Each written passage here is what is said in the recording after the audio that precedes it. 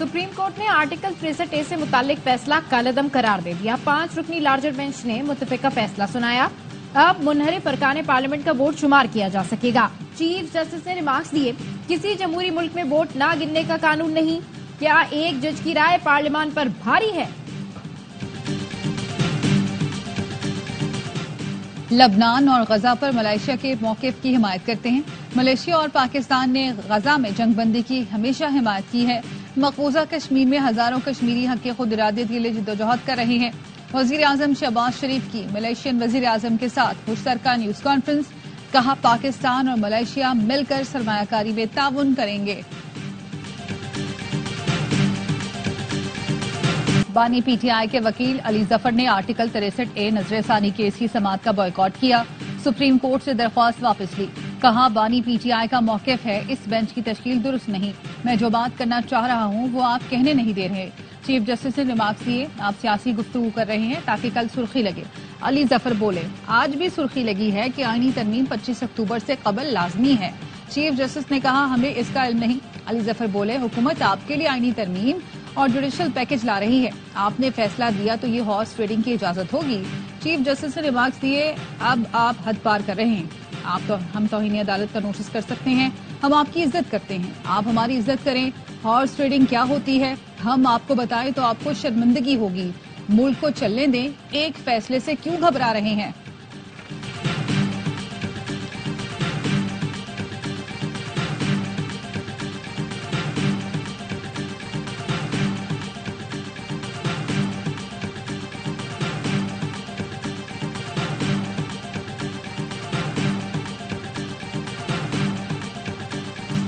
Bench गैर कानूनी है, फैसला तस्लीम नहीं करेंगे। बैरिस्टर अली जफर कहते हैं बेंच की तश्कील से मुतालिक हमारी पिटीशन पर फैसले तक आर्टिकल 63A का फैसला नहीं माना जा सकता।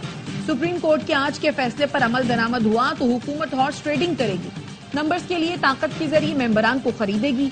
हमारे अरकान मुखलिस हैं, हॉर्स ट्रेडिंग में मुलव्वस नहीं होंगे। आरिफ अलवी ने कहा, पूछना चाहता हूँ 63A की इतनी जल्दी क्यों थी? ये इस काबिल नहीं कि कानून पास कर सकें। पीपी पर अफसोस है, 73 के आइन को घर के चिराग से आग लगेगी। पीटीआई ने जस्टिस मंसूर अली शाह की अदम मौजूदगी में प्रैक्टिस एंड प्रोसीजर कमेटी के इक़दामात को चैलेंज कर दिया। सुप्रीम कोर्ट में दरखास्त आई, 23 सितंबर और 1 अक्टूबर के फैसलों को गैर कानूनी करार देने की इस्तदा।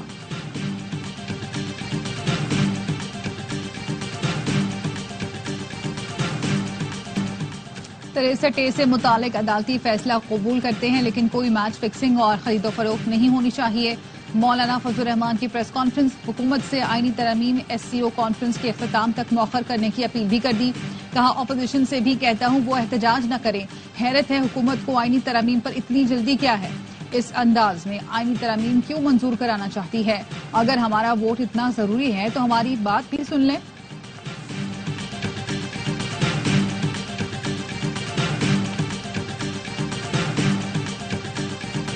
A से मुतालिक फैसला आइन की रूह के मुताबिक नहीं। शाहिद खाकान अब्बासी का कहना है, वोट डालने के बाद कार्रवाई करने का फायदा क्या है? मकसद ये था कि हॉर्स ट्रेडिंग और फ्लोर क्रॉसिंग को रोका जाए। जमात इस्लामी ने भी फैसले की मुखालिफत कर दी। हाफिज नईमुर रहमान ने कहा, आर्टिकल 63A से मुतालिक हमारा भी यही मौक़िफ़ है। सुप्रीम कोर्ट का फैसला आइन की रूह के खिलाफ है।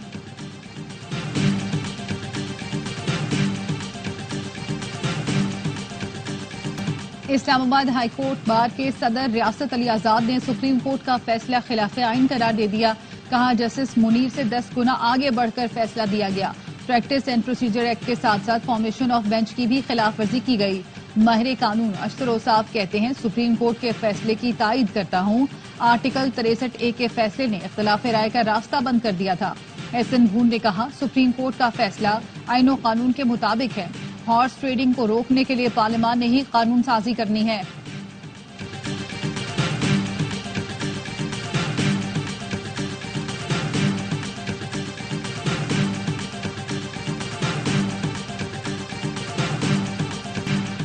जहां जाने से बानी पीटीआई को रोका था वहां वो चले गए।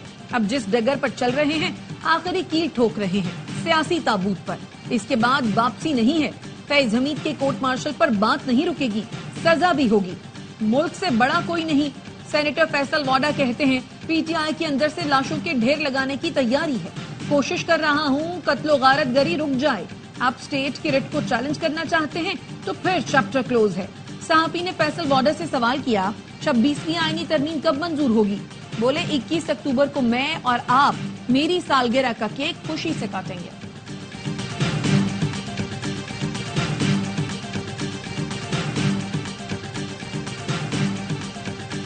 क्या जलाओ घिराव की सियासत महंगाई कम कर सकती है? खैबर पख्तूनख्वा में इंफ्रास्ट्रक्चर तबाह है। ऐसा लगता है 18वीं सदी का मुल्क है। ये हमारा आखिरी मौका है। मुल्क आगे ना बढ़ा तो तरक्की ख्वाब रह जाएगी। मरियम नवाज का हिम्मत काट के इजरा की तकरीब से खिताब। कहा केपी के सरकारी वसाइल फसाद और इंतशार के लिए खर्च हो रहे हैं। बेहतर होता ये लोग पंजाब पर हमला आवर होने के बजाय अवामी मसाइल हल करते। किसी की गालम गलोच का जवाब नहीं देना चाहती। फजूल बातों का जवाब देने का वक्त नहीं। सूबे में कानून की अमलदारी पर कोई समझौता नहीं होगा। कानून हाथ में लेने वालों से हरगिज कोई रियायत नहीं होगी।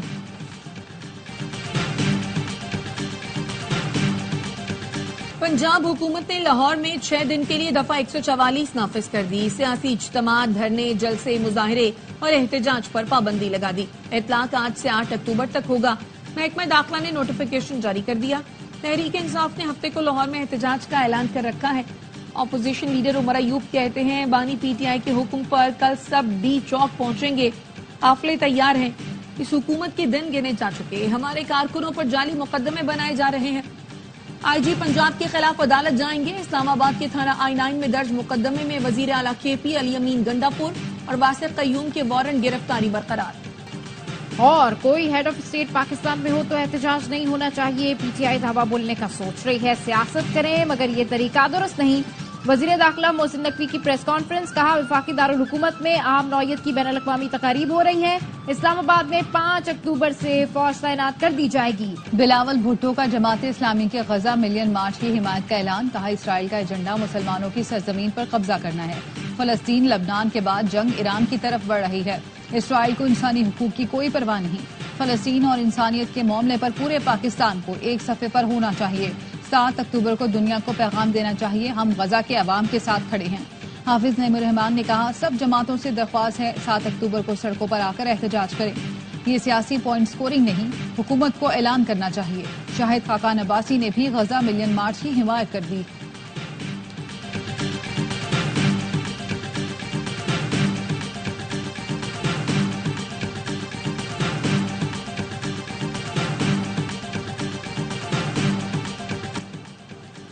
इसराइल की लबनान में वहशियाना बमबारी। 24 घंटे के दौरान मजीद 46 अफराद शहीद, 85 जख्मी हो गए।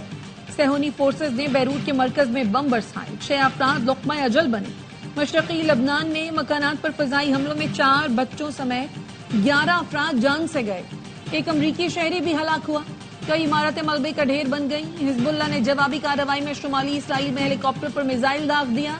जमीनी कार्रवाई के दौरान हिजबुल्लाह से झड़प में 8 इसराइली फौजी मारे गए, मुतादिद जख्मी। मशरक़ वस्ता की सूरत हाल पर अरब लीग का हंगामी इजलास आज होगा। अमरीकी सदर जो बाइडेन की ईरान पर मजीद इक्तिसादी पाबंदियां लगाने की धमकी।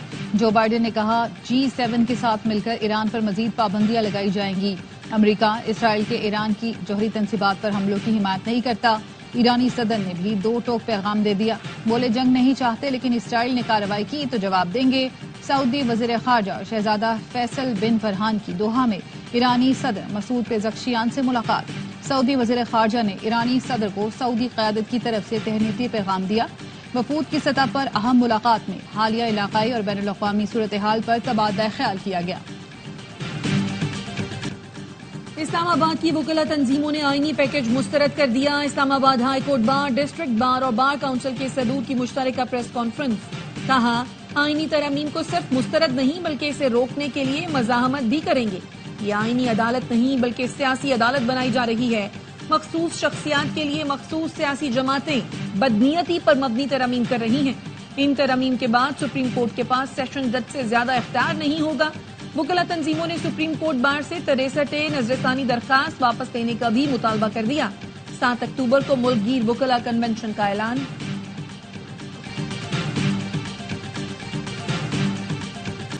PIA मुलाजमीन फौरी फारिग करें, हुकूमत टैक्स अदायगियां क्लियर करे। 76% हिस्से खरीद लेंगे। खरीदारी में दिलचस्पी रखने वाली कंपनियों ने नई शराइत बता दी। निजकारी कमीशन ने सेनेट की निजकारी कमेटी को आगाह कर दिया। कमेटी का इजलास सेनेटर तलाल चौधरी की ज़ेर सदारत हुआ। हुकाम ने कमेटी को बताया पीआईए की निजकारी अब 31 अक्टूबर को होगी। बोली दहंदगान ने मुलाजमीन को 2 साल के लिए भी नौकरी पर रखने की हामी नहीं भरी और पेंशन के लिए भी तैयार नहीं। सेक्रेटरी निजकारी कमीशन ने कहा बिडर्स ने एयरक्राफ्ट के लिए लाइफ, पार्ट्स और मालूमात दुरुस्त होने की जमानत मांगी है। चेयरमैन कमेटी तलाल चौधरी ने कहा पीआईए की निजकारी के लिए तारीख में तब्दीली के बायस इदारे की साख को नुकसान पहुंच रहा है।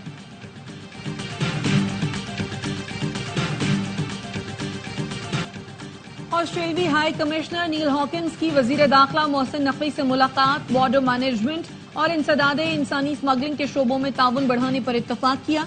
मोहसिन नकवी ने कहा पाकिस्तान टीम 30 अक्टूबर को ऑस्ट्रेलिया के दौरे पर रवाना होगी। उम्मीद है दोनों ममालिक के आवाम को भरपूर खेल देखने को मिलेगा। पाकिस्तानी खवातीन खिलाड़ियों को बिग बैश के लिए एनओसी जारी किए जाएंगे। ऑस्ट्रेलियाई हाई कमिश्नर ने वजीर दाखिला को ऑस्ट्रेलियाई टीम का दस्तखतशुदा क्रिकेट बैट पेश किया। अमरीकी कौंसल जनरल स्टॉक अरबूम का पाकिस्तान स्टॉक एक्सचेंज का दौरा। रिवायती घंटा बजाकर स्टॉक एक्सचेंज में कारोबार का आगाज किया। कहा गुज़श्ता साल पाकिस्तान और अमेरिका के दरमियान $7 अरब की तिजारत हुई। दोनों ममालिक की पायदार मौशी नमू के लिए मिलकर काम करना होगा। Chairman Pakistan stock exchange doctor Shamshad Akhtar ने कहा अमेरिका की सपोर्ट से हमने FATF जैसे इदारे बनाए। ज़राअत और तालीम के शोबे में भी अमेरिका का ताउन रहा है।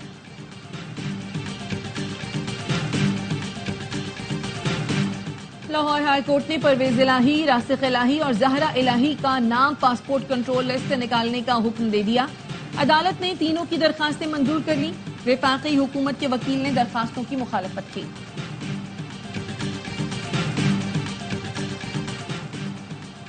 बलोचिस्तान के जिला जोब में बच्ची में पोलियो वायरस की तस्दीक। सूबे में पोलियो केसेस की तादाद 16 हो गई। वजीर आला बलोचिस्तान सरफराज बुगटी ने पोलियो केस रिपोर्ट होने पर इंक्वायरी रिपोर्ट तलब कर ली। कहा मुत्तहद होकर मूजी मर्ज पोलियो का खात्मा करना होगा। दुनिया तरक्की की नई राहें तलाश कर रही है और हम पोलियो से निजात हासिल नहीं कर पा रहे। पुलिस के हाथों कत्ल। डॉक्टर शाहनवाज का बेटा दिल के आर्जे में मुब्तला।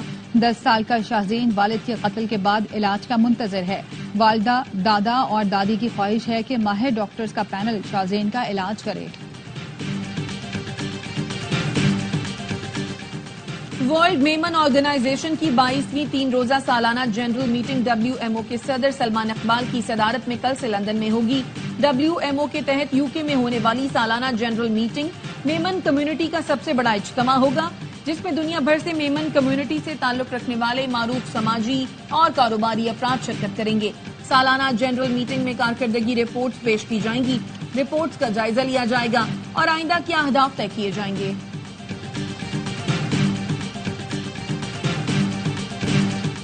विमेंस T20 वर्ल्ड कप का मेला यूएई में सज गया। इफ्तिताही मैच में बांग्लादेश ने स्कॉटलैंड को हरा दिया।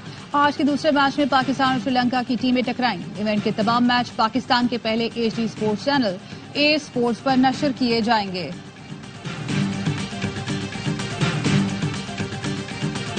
पाकिस्तान टीम ने इंग्लैंड के खिलाफ मुश्किल इम्तिहान के लिए कमर कस ली। पहले टेस्ट के लिए मुल्तान स्टेडियम में तैयारियां जारी।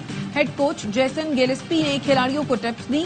बाबर आजम और साथी बैटर्स ने भी गलतियों पर काबू पाने की मशक़ें की। इंग्लिश टीम कल से ट्रेनिंग शुरू करेगी। 3 टेस्ट मैचों की सीरीज का पहला मैच 7 अक्टूबर से खेला जाएगा। हमारे कल्चर में बड़े खिलाड़ी को कप्तान बना दिया जाता है, जो गलत है। साबिक कप्तान यूनुस खान की एडिलेड में मीडिया से गुफ्तगू। कहा कप्तानी से अलग होना बाबर आजम के लिए बेहतर साबित होगा। मोहम्मद रिजवान या फखर जबान में से किसी एक को कप्तान होना चाहिए। उम्मीद करता हूं पाकिस्तान क्रिकेट टीम ऑस्ट्रेलिया में अच्छा परफॉर्म करेगी। टीम की सिलेक्शन में कुछ मसाइल जरूर हैं।